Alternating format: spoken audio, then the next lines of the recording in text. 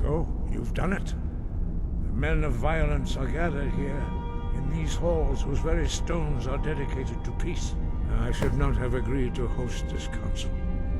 The Greybeards have no business involving ourselves in such matters.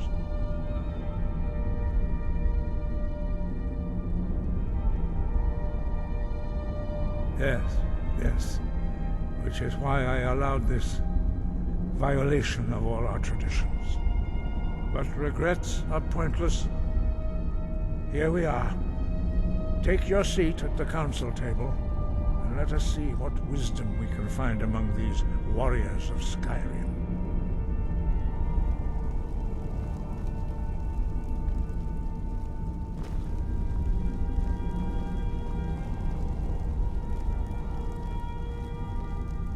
So, Arngeir, is it? You know why we're here. Are you going to let us in or not? You are not invited here. You're not welcome here. We have as much right to be at this council as all of you. More, actually, since we were the ones that put the Dragonborn on this path. Were you? Hubris of the Blades truly knows no bounds. Delphine, we're not here to rehearse old grudges. The matter at hand is urgent. Aldrin must be stopped. You wouldn't have called this council if you didn't agree. We know a great deal about the situation and the threat that Aldrin poses to us all. You need us here if you want this council to succeed.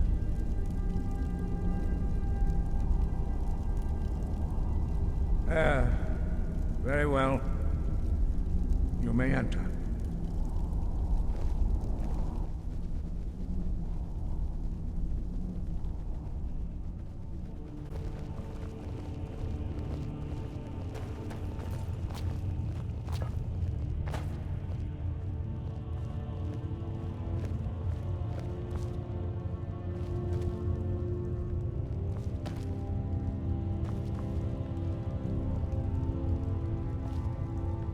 Take your seat, and we can begin.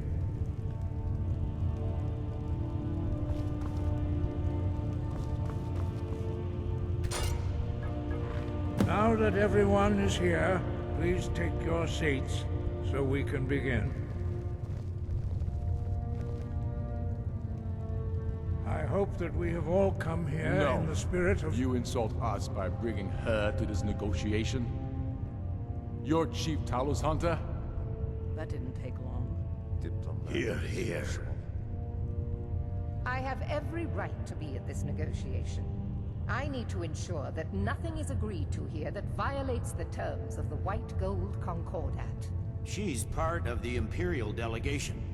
You can't dictate who I bring to this council. Please, if we have to negotiate the terms of the negotiation, we will never get anywhere.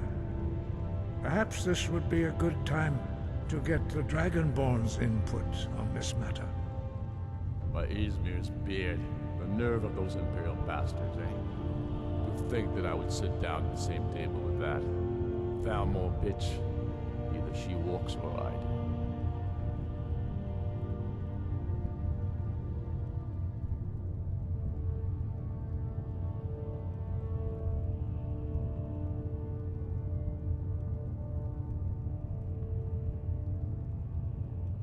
Maybe so, but bringing her here is a deliberate provocation. Tullius needs to know I won't be pushed around.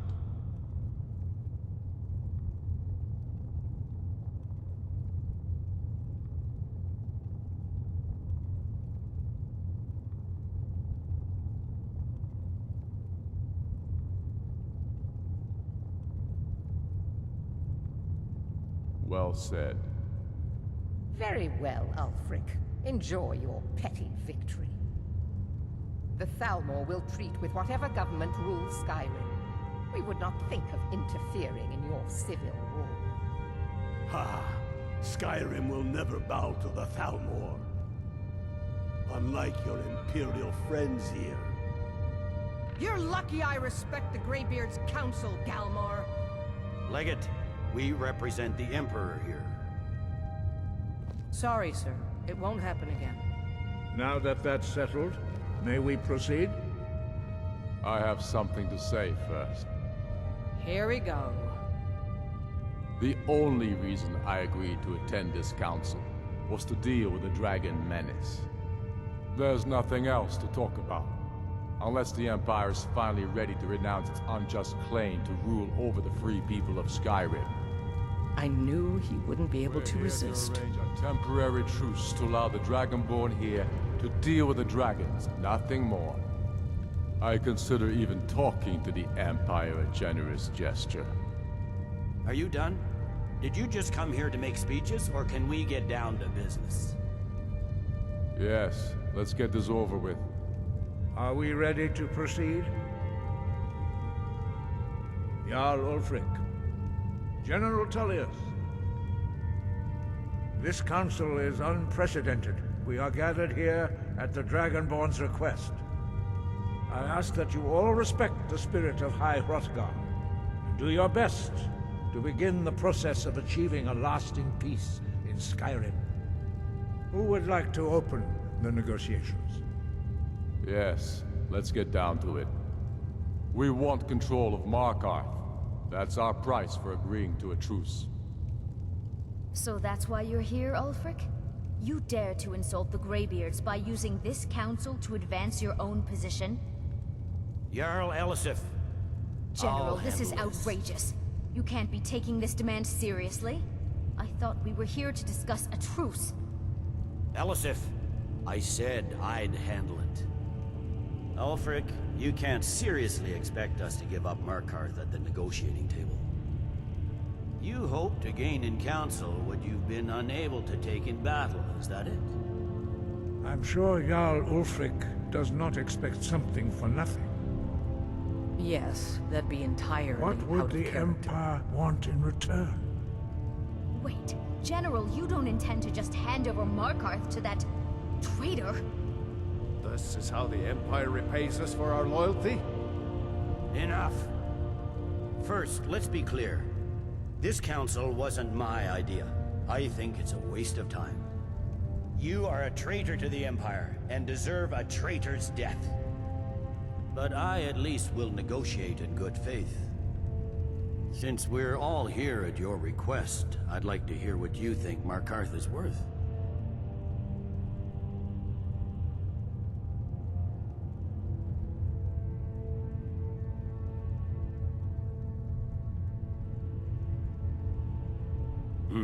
The rift would help secure our communications with Cyrodiil, and threaten Ulfric's southern flank.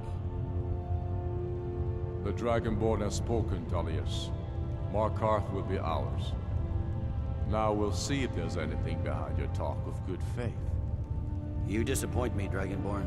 I accepted your invitation on trust in your good name. But it seems you intend to favor Ulfric. I can see now that this is not a negotiation at all. I know you, Ulfric. If I hand over Markarth, you'll be ready with a new demand. You'll never defeat the Empire, and you know it. But you're willing to sacrifice thousands for your own selfish ambition. Soon enough, I'll have you back under the headsman's axe, and this time there won't be any dragon to save you. As always, the Empire's fine words are worth nothing. Stop! Are you so blind to our danger that you can't see past your petty disagreements? Here you sit arguing about nothing, while the fate of the land hangs in the balance. Is he with you, Delphine? If so, I advise you to tell him to watch his tongue. He is with me. And I advise you both to listen to what he has to say before you do anything rash. Don't you understand the danger? Don't you understand what the return of the dragons means? Alduin has returned, the World Eater. Even now he devours the souls of your fallen comrades. He grows more powerful with every soldier slain in your pointless war. Can you not put aside your hatred for even one moment in the face of this mortal danger? I don't know about the end of the world, but this dragon situation has gotten out of hand.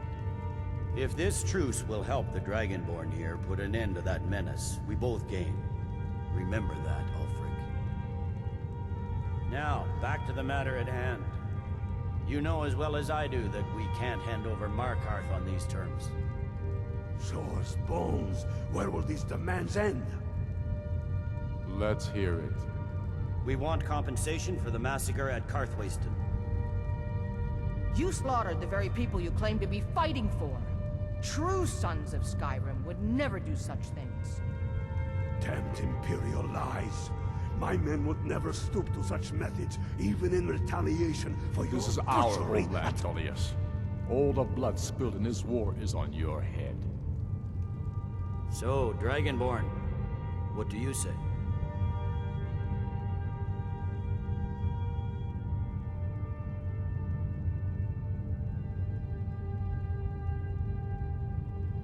Well said. For once you'll actually pay for your crimes. I suppose that's the fairest deal we're likely to get. It seems we may have an agreement. Jarl Ulfric, General Tullius, these are the terms currently on the table. Markarth will be handed over to Ulfric's forces, Jarl Igmund will step down, and Thongvor Silverblood will become the Jarl of Markarth. The Stormcloaks will withdraw from the rift, allowing Imperial troops unhindered access. Jarl Leila Lawgiver will step down, and Maven Blackbriar will become the Jarl of Riften. The Stormcloaks will pay appropriate compensation for the massacre at Karthwasten. You both agree to this? The Sons of Skyrim will live up to their agreements, as long as the Imperials hold to theirs. What about you, Elisif? Are these terms to your liking? Speak up! I'm sure General Tullius is waiting to do your bidding. I have nothing to say to that murderer. General, you've proven yourself a good friend to Skyrim. I continue to trust that you will do your utmost to safeguard our interests. Thank you, Jarl Elisif. I appreciate your loyalty. The Empire can live with these terms, yes, for a temporary truce, until the dragon menace is dealt with. After that, Ulfric, there will be a reckoning. Count on it. Come on, Dalmar. We have a lot of work to do. Giving up Markarth is a heavy price for this truce, Dragonborn. I hope it was worth it. Jarl Balgruuf, I assume you are familiar with the Dragonborn's plan? Yes, I'm ready to do my part. Just say the word, and my men will help you spring this trap. But the difficulty remains how to lure a dragon to Dragon's Reach at all. Well, that's an excellent question. You haven't overlooked that little detail, have you? Ah, I believe I can be of help here. I anticipated the problem. While you were arranging this meeting, I was busy in the library of Skyhaven Temp, an unguessed trove of lost lore. But the important thing is that the Blades recorded many of the names of dragons they slew. Cross-referencing this with Delphine's map of dragon burial sites, I believe I've identified one of the dragons that Alduin has raised up. Don't you see? The names of dragons are always 3 words of power, shouts. By calling the dragon with a voice, he will hear you wherever he might be. He's not compelled to, but dragons are prideful by nature and loath to refuse a challenge. Your voice in particular is likely to intrigue this dragon after your victory over Alduin. I think it's very likely that he will be unable to resist investigating your call. Ah, indeed. I'm no master of the voice, like these worthy gentlemen, but it is written here in the scroll. Oda Ving, winged snow hunter, as I read it. I hope this truce gives you what you need. It won't last. There's one more clue. We know about Carthagena.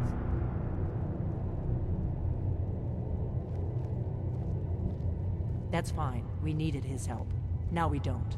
and it's long past time for him to pay for his crimes. And he's not just any dragon. He was the right hand of Alduin. He committed atrocities so infamous they are still remembered thousands of years later. He needs to die. He deserves to die. And it falls to you to kill him. Until he's dead. Well, I'm sorry, but we would dishonor our oaths as blades if we continued to help you.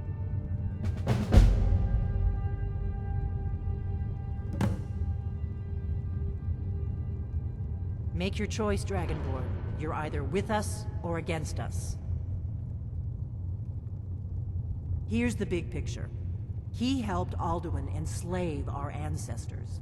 He may have betrayed Alduin in the end, but that makes him worse, not better. We can't afford to give Paarthurnax the opportunity to betray us in turn and return to his old master.